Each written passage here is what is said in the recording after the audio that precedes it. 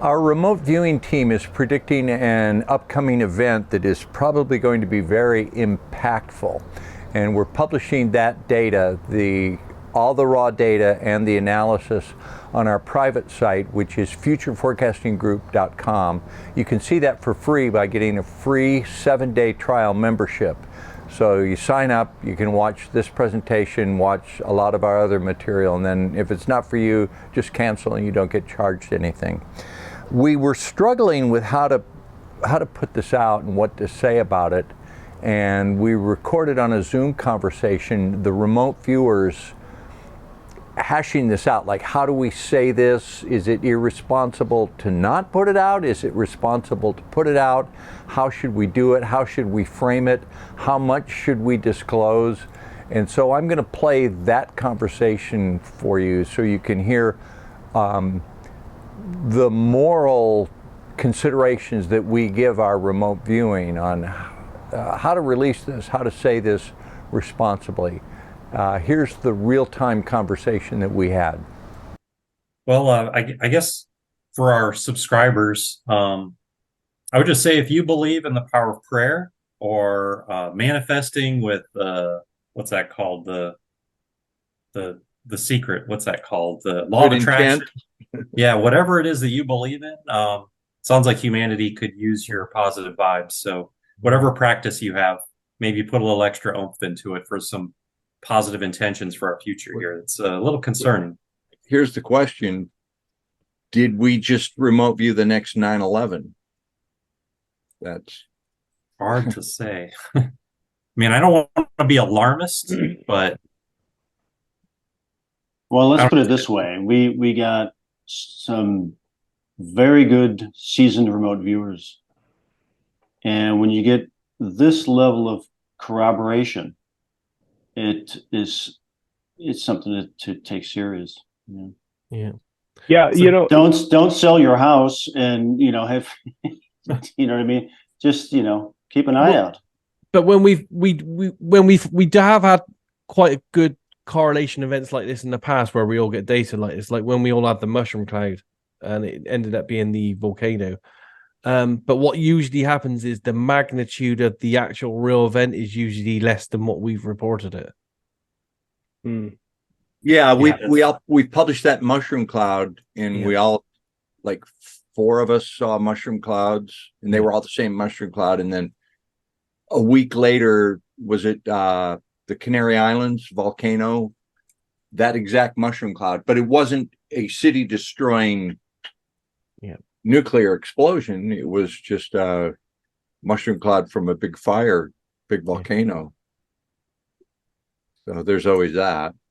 Yeah. Well, I'd also like to reinforce our conversation from just a little while ago, where in terms of statistical significance, Dick, your recounting of the September 10th remote viewing sessions where there was a strong correlation, like everybody was standing within inches of the ripple in that pond. It feels, based on a review of this data, that we're standing further back from that. So it doesn't seem like tomorrow we're going to wake up and be like, oh shit, that's what this is.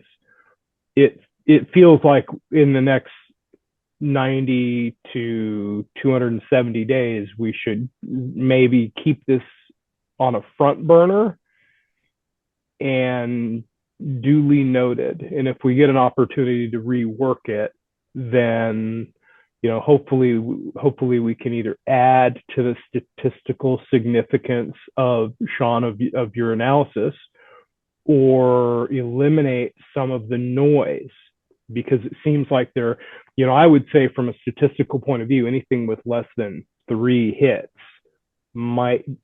has a stronger potential for being noise. Anything like where we have 3 or more has a stronger potential for being on the signal line. Okay, so it'll also be interesting to... Oh, I'm sorry. Well, we're going to publish this all the data, all the analysis, fully unredacted on futureforecastinggroup.com. How should we talk about this, like promotionally on YouTube? We're not going to publish the data publicly, not ever. Well, we could say, you know, we're timestamping this. We got some corroborating data, and we want to timestamp it, so that everybody, like, let's say if you're going to do it free on YouTube as a teaser or whatever, and it kind of appeases the people who say, well, big deal. You tell us that 6 months after it happened or whatever, you know. Yeah. So like in this case, it could be more along the lines of, this is what we have corroborating data on this, and we're going to timestamp it. We're not telling you to do anything. We're just timestamping it so that it's out there for free. And, you know, because we think we have a strong sense that it's important. It's not, we're not doing fear porn. No fear porn, just, right. But we're serious remote viewers, and this anomalous data came up that corroborated. Yeah. So. Which is what the significant piece here is, that it sounds like none of us actually hit the target, hence Sean not revealing it because it's most likely going to be retasked, which adds validity to the fact that we're picking up an alternate baseline that echoes, or where the ripple is larger than the target tasking, or the energy put in from the targeteer, right? So the targeteer has to put in some amount of effort into targeteering, but the energy from what we all picked up exceeds that. Yeah, I agree. High luminosity. It would be like, Derek, you give your son $10 and say, we need a gallon of milk. Please walk to the store and get a gallon of milk for dinner. So afternoon, he goes walking to the store, and on the way, a plane crashes into a house down the block. And he sees that, and he's like, wow, the fire trucks come, and the whole, and he comes back with no milk. But he says, geez, I saw this plane crash into the house, and the fire trucks came, and there were the ambulances, and the police were there. And it may be that, we were sent after one thing, and this pulled us off. Plus, I mean, if let's just say that what we're all describing actually happens. If it does happen, then we can go through. Once we get more feedback on the event, we can go through and look at our sessions and with more of a fine-tooth comb after feedback. We'll probably find a lot of elements in our sessions that can be correlated with what actually took place. Because if an event happens of that scale, it's not like Joe Lunchpail throws a nuke out of his car. This is a massive, complicated event with a lot of different angles, and a lot of people doing varying things to make sure that this thing correlates into one thing. Kind of like, we can use the 9/11 as an example, you know. It's a million different factors that said, boom, planes hit towers, towers fall down. It ain't just like one dude says, I'm going to fly a plane into a building, and that's it. So I think we'll have, in the event that an event happens, and I hope it doesn't happen, I hope we're all wrong, but we'll have plenty of opportunity to find feedback from our sessions.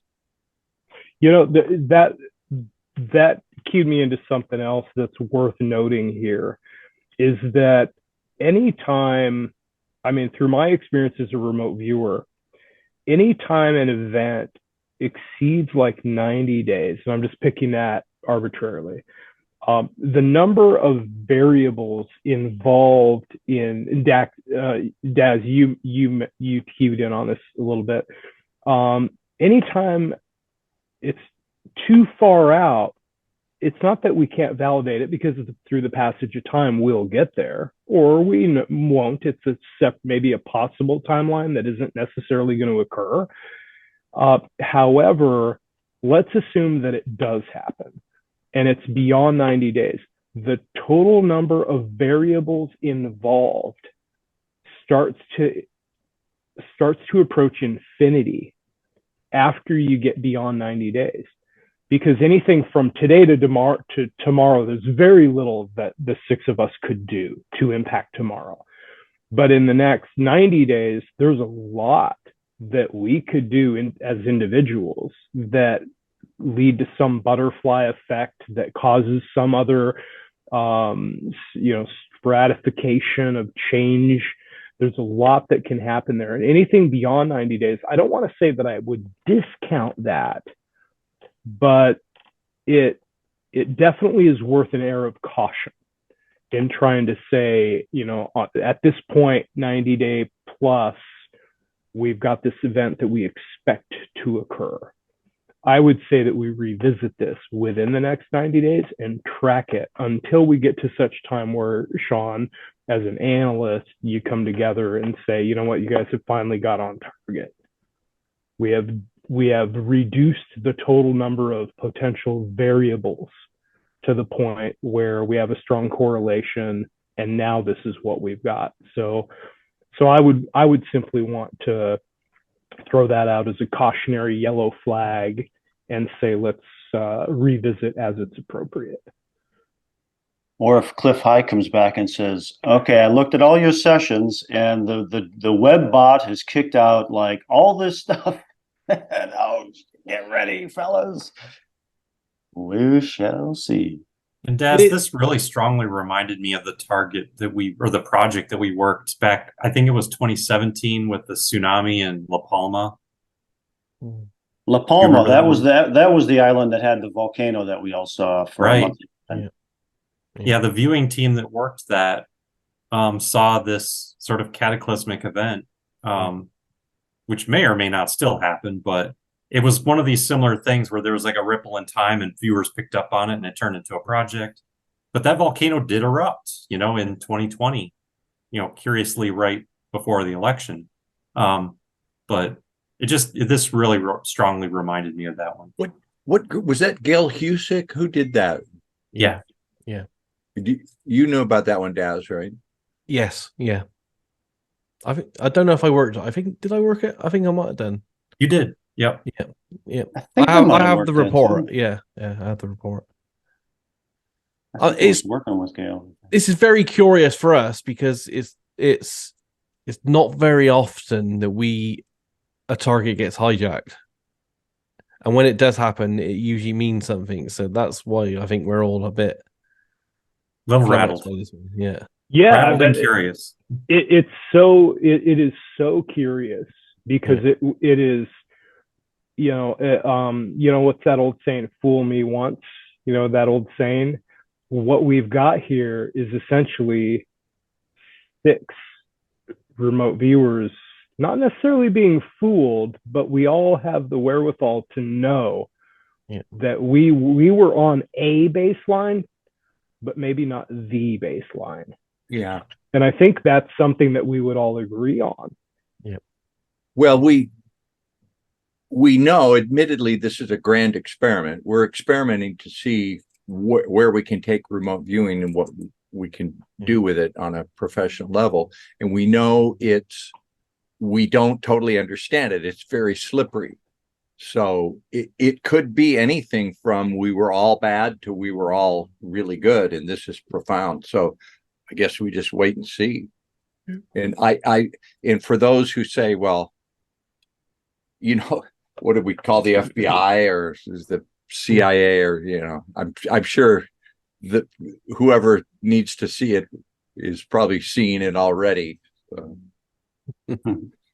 Yeah, they know how to reach us. Daz, we did one, we were doing time cross for Courtney Brown, and this was like 2017. And we were emailing, you and I emailed our sessions to Courtney, and then someone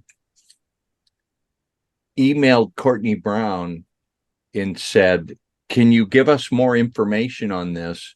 And it was a U.S. government intelligence address. And I know somebody in the business that checked the address and said, yeah, that IP was like it was somebody in military intel that they just casually said, "Hey, please send us some more data on this one," and we hadn't published it. It was only sent back and forth privately. It's like, "Hey, we're looking at that one. You got anything more on that?" Well, back in 2002, because I started remote viewing with HRVG like immediately after September 11th, 2001. I remember one of the first classes was, Glenn, our instructor, showing us how at least 70 of the IPs that hit at the HRVG website on a monthly basis were from intelligence agencies throughout the world. And we're talking up to 70 of them, not just, the US, not just Russia or China. I'm talking 70 different intelligence agencies from 70 different countries. So this is not, it doesn't go unnoticed. It's not a parlor game. We're not playing a shell game here. And the thing with our thing is that they can just become subscribers. Watch all of our stuff. Yeah. Well, Edward, they are. When you do your little messages to Edward in your you remote view like physics stuff, there are like university and think tanks and high level research people watching all of that. So they're fans of yours for sure. That's cool. Edward, I have direct knowledge. They better give me credit for stealing. I had a conversation with a famous person who is an advisor for the Pentagon. He's a think tank. He runs a think tank that advises the Pentagon. And when I was having a conversation with him about something else remote viewing related, he quoted back to me projects verbatim that we'd worked at in CryptoViewing. No shit. Yeah. So, I do know that people that do advise the Pentagon that do look at what we put out future-based. What was it? Was it future, like our monthly events? Was it like geo targets, or was it? It was monthly event stuff. It was monthly event stuff. Yeah. Yeah. Wow. Super duper not surprised. Yeah. Not even at all. Dick, not at all. Dick, let's save it for when the recording stops. Well, I think what we should do is probably take Edward's session there and transcribe it into a database of all the words, and then just file those away and then put that as a search engine, because probably 8 months from now, there'll be, remember gain a function? Yeah. Edward had that in his session in early 2019. They're probably in your session here today. There'll be something like, "Oh, the code word for the blah was blah blah blah," and Edward will go, "Linchpin." Hey, I said that somewhere. Or we did the one of the targets. It was Operation. I don't know what it was. $1.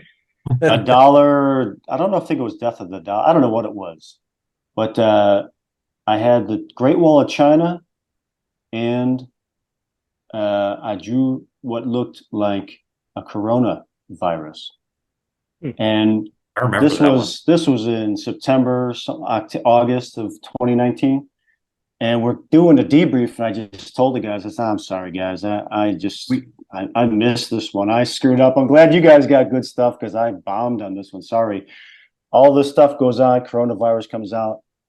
By happenstance, I happened to look through that project in February of 2020, and it was like, holy shit, look at that, we got it. It's a couple of months prior. I think you drew the little spiky thingy, and it meant nothing to any of us. And I was going, Edward needs to kind of self-edit his sessions, because he's putting some off data here, and then 6 months later, that was all you saw anywhere, was that little spiky thing that you had. It was like nobody had ever seen that before. It was on Time magazine. It was on every website. It was everywhere, in the doctor's office, cartoons. Yeah. Yeah. So like I said, take your session on this one, Edward, transcribe all the words and watch for them to come out. It doesn't mean anything to us now, but in 8 months from now, we'll go, Edward wrote that exactly. We got a bunch of that stuff. And if it shows up on a Simpsons episode, Oh shit, that's all you need to know, man. You know what's gonna happen. What if the Simpsons come out? Oh, my cat. I think I was in the What same if the Simpsons grade come out with a What if the Simpsons come out with an episode next month and they got like 6 remote viewers in a room? We'll be like, what? I can see it happening now. then we know that the Simpsons is a subscriber to FF. You know? So we're putting out all the data, the full debrief and analysis on the private site, futureforecastinggroup.com. We're going to be doing, I think we're going to be doing a segment with Cliff High and have him look at the data and talk about does it correlate with his web bots? So subscribers, that'll be really coming cool. up. That'll be interesting. Daz, are we going to get to talk with Bob Lazar? I don't know. I'm working on it. I have 3 different contacts that are sending our stuff to him and, you know, his team of people. So I think we're getting closer to it. Very close. Right. That'll be exciting. Yeah. Yeah, it'd be awesome to get for him to see the paper based and the debrief, just to see if he sees anything in there that we may have missed or he maybe hasn't released publicly before. Yeah, we're getting closer. All right. Well, anything else on this one, guys? I think we're going on 2 hours for this debrief, so I think we got a really good one. But this was a lot to analyze. 4 sessions from Edward and 2 from everybody else, so it was. Yeah, one that I forgot I did. It was a bear. We'll wrap up then. Thank you to the viewers. Thank you to our subscribers. Great job, everybody. We'll keep our eyes open. Yeah, good work, guys. Very, very interesting. Something to ponder over. Sean, do you have a moment to end the recording and we can have a quick minute or two before breaking away? Private. Yeah. Yeah, the super secret private. All right, I'll end the recording here. Thank you, everybody. The full session with analysis, it runs over an hour. It's up on our private site, futureforecastinggroup.com. You can join with a 7-day free trial membership. Sign up for 7 days, watch this presentation, look at all of our other remote viewing, look at our crypto data, and if it's not for you, cancel. You're not charged anything. So the upcoming event, we're about to do a segment with Cliff High. So he has some similar data from his web bots. I'm going to be having a conversation coming up with Cliff High that's going to be very interesting. We'll stand by to watch for this event. One thing we honestly said at the end of this was like, if you pray, it might be a good time to say a prayer. Not kidding. Aloha. Bye-bye.